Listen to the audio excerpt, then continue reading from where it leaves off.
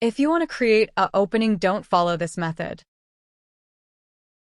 Just use 1001-bit tool. Select opening option. Then fill parameters like width and opening height.